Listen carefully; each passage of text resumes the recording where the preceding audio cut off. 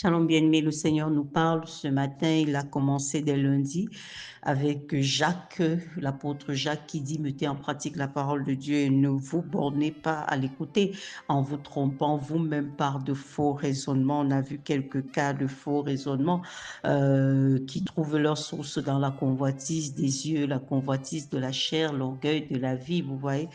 Et on a vu le cas de Balaam. Balaam a vu tous les honneurs et les présents qui lui étaient destinés et il s'est dit non, Seigneur, tu peux pas me faire passer à côté de ça, n'est-ce pas? On a vu le cas de Maria Ita, l'évangéliste américaine, qui, à cause du prétexte de ses enfants, ne pouvait pas répondre à l'appel de Dieu, n'était pas disposée à répondre à l'appel de Dieu. Donc, nous devons comprendre en fait que Dieu sait tout. Il faut déjà, même quand tu parles de ta situation à Dieu, prendre conscience que tu ne lui apprends rien parce qu'il sait tout de toi. Lui parler, c'est simplement lui montrer ton engagement à l'impliquer dans ta vie, n'est-ce pas? Donc Dieu qui pose des requêtes sur ta vie sait exactement quelle est la situation dans laquelle tu te trouves et par conséquent, si tu lui demandes la sagesse, il t'en donnera pour pouvoir faire face à toutes les attentes portées sur toi. Alors ce matin, lisons Acte 5, les versets 1 à 11. Mais un homme nommé Ananias, avec Saphira, sa femme, vendit une propriété et retint une partie du prix, sa femme le sachant. Puis il apporta le reste et le déposa aux pieds des apôtres. Pierre lui dit, Ananias, pourquoi Satan a-t-il rempli ton cœur au point que tu montes au Saint-Esprit et que tu aies retenu une partie du champ? S'il n'eût pas été vendu, ne te restait-il pas? Et après qu'il ait été vendu, le prix n'était-il pas à ta disposition? Comment as-tu pu mettre en ton cœur un pareil dessein? Ce n'est pas à des hommes que tu as menti, mais à Dieu. Ananias, entendant ces paroles, tomba et expira. Une grande crainte saisit tous les auditeurs. Les jeunes gens s'étant levés, l'enveloppèrent, l'emportèrent et l'ensevelirent. Et environ 3 heures plus tard, sa femme entra sans savoir ce qui était arrivé. Et Pierre, lui adressant la parole, dit, dis-moi, est-ce à un tel prix que vous avez vendu le champ? Lui répondit-elle, c'est à ce prix-là. Alors Pierre lui dit, mais comment vous êtes-vous accordé pour tenter l'Esprit du Seigneur? Voici ceux qui ont enseveli ton mari sont à la porte et ils t'emporteront. Au même instant, elle tomba aux pieds de l'apôtre et expira. Les jeunes gens étant entrés, la trouvèrent morte, ils l'emportèrent et l'ensevelirent auprès de son mari. Une grande crainte s'empara de toute l'assemblée, de tous ceux qui apprirent ces choses. Pour rappeler le contexte, ici on était dans l'église primitive et la Bible nous fait comprendre qu'ils vivaient vraiment dans l'amour de Christ. Ça veut dire qu'ils avaient tout en commun. Personne ne considérait que son bien lui appartenait en propre. Donc quand il y avait des besoins dans l'église, chacun de façon volontaire pouvait prendre la décision d'aller vendre son bien et d'apporter le produit à l'église pour que ça serve à la communauté, n'est-ce pas? Mais ici, Ananias et Saphira ont également, je crois que c'était plus par imitation, par désir d'être vus, d'être approuvés, sinon ils ne se seraient pas comportés de la sorte. Ils ont pris également l'initiative de vendre un champ qui leur appartenait, sauf qu'ils ont eu un mauvais conciliabule. En fait, ils se sont accordés pour faire la mauvaise chose, c'est-à-dire mentir, apporter seulement une partie du revenu en disant que c'était tout le revenu. Et on a vu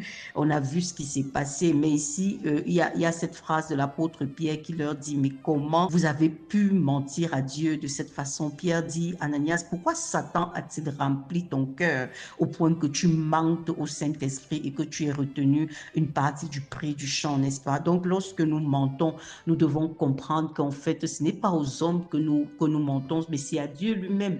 Nous devons être conscients du fait que notre relation n'est pas avec un homme, c'est avec Dieu. L'engagement que tu as de servir Dieu, c'est pas, les hommes peuvent être des intermédiaires et tout ça, mais en fait, nous devons être trop conscients de ça. Ne faisons pas les choses pour paraître, pour plaire.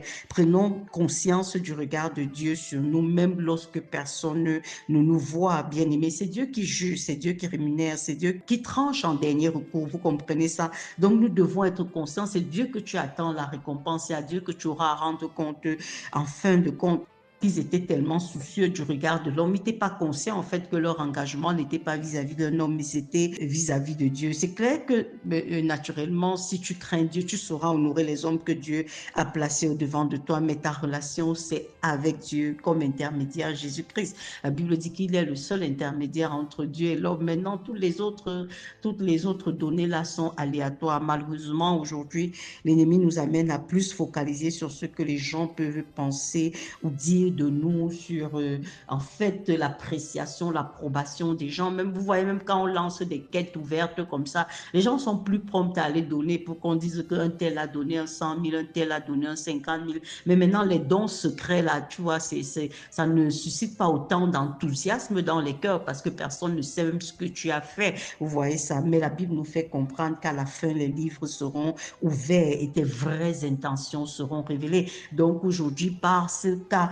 de figure avec Ananias et Saphira, bien aimés, nous devons comprendre que nous ne devons pas tenter l'Esprit du Seigneur par notre mauvaise façon de vivre, par des intentions mauvaises, parce que Dieu les voit toutes, Dieu les lit toutes. Automatiquement, c'est lui qui aura à te donner ta position en fin de compte. En fin de compte, c'est d'abord même ici sur cette terre, hein, avant même d'arriver au jour du jugement dernier. Donc nous devons vraiment travailler à comprendre que notre vis-à-vis, c'est l'Éternel qui sonde les cœurs et les reins, qui voit ce qui est caché, qui voit ce que personne ne voit, qui sait de toi ce que personne ne sait, n'est-ce pas? Et par conséquent, il faut toujours être conscient du regard de Dieu sur toi en tout temps, en toutes circonstances, dans le nom de Jésus. Shalom, bien-aimé.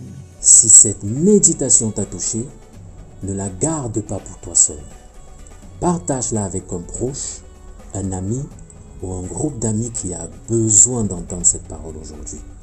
Réagis en commentaire par Amen si ce message a fortifié ton cœur ou identifie quelqu'un qui cette parole ferait du bien. Abonne-toi à la page Méditons ensemble ou contacte-nous au plus 237 653 10 40 99.